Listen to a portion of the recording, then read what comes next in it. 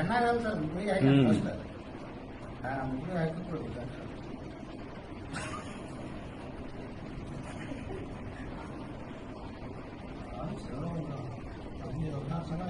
Video ಕಳಿಸ್ತೀನಿ sir.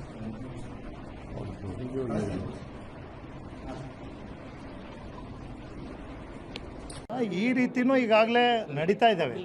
ಯಾಕಂದರೆ ನಮ್ಮ ಅನೇಕ ಕಡೆ ನೋಡಿದಾಗ ಇವರು ಕ್ರೂರತನ ಜಾಸ್ತಿ ಆಗ್ತಾ ಇದೆ.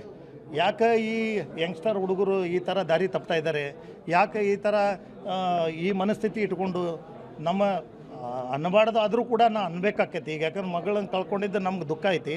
ಮತ್ತೊಬ್ಬರ ಬಡ ಮಕ್ಕಳ ಹೆಣ್ಮಕ್ಳು ಕೂಡ ಈ ಥರ ಆಗಬಾರ್ದಂತ ನನ್ನ ಬೇಡಿಕೆ. ಯಾಕಂದ್ರೆ ಈಗಾಗಲೇ ನಾವು ಕೂಡ ಅನೇಕ ಕಡೆ ದುಃಖವನ್ನು ನಾವು ಕೂಡ ನೋಡಿದ್ದೀವಿ, ಬೇರೆದವರು ಮಕ್ಕಳು ತೀರ್ಕೊಂಡಾಗ. ಈ ಲವ್ ಜಿಹಾದ್ ಅನ್ನೋದು ಏನಿದೆ ಅಲ್ಲ, ಇದು ಮೋಸ್ಟ್ ಪ್ರಾಪರ್ಲಿ ಭಾಳ ವಿಸ್ತಾರವಾಗಿ ಹೋಗ್ತಾ ಇದೆ ಅಂತ ನನಗೂ ಅನ್ಸತ್ತೆ. ಒಬ್ಬಾಕೆ ಮಗಳು, ಒಬ್ಬನೇ ಮಗ, 2 ಕಣ್ಣಿದ್ದಂಗೆ ನನಗೆ 25 ವರ್ಷದಿಂದ ಒಂದು ದಿವಸ ಕಣ್ಣೀರು ಹಾಕಿಲ್ಲ. ಆ ರೀತಿ ನಾನು ಬಂದವನೇ.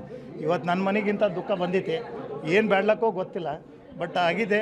ನಾನು ಎಲ್ಲರಿಗೆ ಪಾಲಕರಿಗೆ ಹೇಳ್ತೀನಿ, ಎಲ್ಲ ತಾಯಂದ್ರಿಗೆ ಹೇಳ್ತೀನಿ, ತಮ್ಮ ಹೆಣ್ಣು ಮಕ್ಕಳನ್ನ ಕಲ್ಸಕ್ಕೆ ನೀವು ಕಳಿಸ್ರಿ ಅಂದರೆ ತಾವು ಕೂಡ ಕಾಲೇಜ್ಗೆ ಹೋಗಿ ತಮ್ಮ ಮಗಳು ಏನು ಮಾಡತ್ತಾಳ, ಅವ್ರ ಹಿಂದೆ ಯಾರು ಬಿದ್ದಾರೋ ಏನೋ ಅಂಥೇಳಿ ತಾವು ಕೂಡ ಗಮನ ಹರಿಸ್ಬೇಕು. ಈ ರೀತಿ ನನ್ನ ಮಗಳಿಗೆ ಆದಂಗೆ ಇನ್ನೊಬ್ಬರ ಮಗಳಿಗೆ ಆಗಬಾರ್ದಂತ ನಾನು ಕಳ್ಕಳಿಂದ ಪ್ರಾರ್ಥಿಸ್ತೀನಿ. ಈಗ ಇವತ್ತಿನ ಕಾಲಮಾನ ಸೂಕ್ಷ್ಮ ಆಗಿದೆ. ಹೆಣ್ಮಕ್ಳು ಕಲಿಬೇಕು, 50% ಸರ್ಕಾರ ಕೊಡ್ತೈತೆ ಅಂತ ಮುಂದೂ ಕೂಡ ಘೋಷಣೆ ಮಾಡ್ತಾ ಇದ್ದಾರೆ. ಈಗಾಗಲೇ 33% ಆರ್ಡರ್ ಆಗಿದೆ. ಮತ್ತು ಎಲ್ಲದ್ರಾಗೂ ಹೆಣ್ಮಕ್ಳೇ ಮುಂದಾಗಿದ್ದಾರೆ. ಮತ್ತು ಈ ಥರ ಆಗಿಬಿಟ್ರೆ ಕಲಿ ಹುಡುಗರು ಹೆಂಗೆ ಅವರಿಗೆ ಧೈರ್ಯ ಆಕೈತಿ. ಅದಕ್ಕೆ ದಯಮಾಡಿ ಎಲ್ಲ ಪಾಲಕರಿಗೆ ನಾನು ವಿನಂತಿ ಮಾಡ್ತೀನಿ. ಮತ್ತು ಎಲ್ಲ ಮುಖಂಡರಿಗಾಯ್ತು, ರಾಜ್ಯ ಸರ್ಕಾರಗಾಯ್ತು, ಎಲ್ಲರಿಗೂ ಕೂಡ ತಾವು ಗಮನ ಹರಿಸಿ ಈ ರೀತಿ ಆಗ್ಲಾರ್ದಂತ ಕಡಿವಾಣ ಹಾಕಬೇಕು, ಯಾವುದಾದ್ರು ಒಂದು ಸೂಕ್ತ ಕ್ರಮ ತೊಗೋಬೇಕಂತೇಳಿ ನಾನು ಕಳ್ಕಳಿಯಿಂದ ತಮ್ಮ ಮುಖಾಂತರ ಅವ್ರಿಗೆ ಮನವಿ ಸಲ್ಲಿಸ್ತೇನೆ. ನಿರಂಜನ್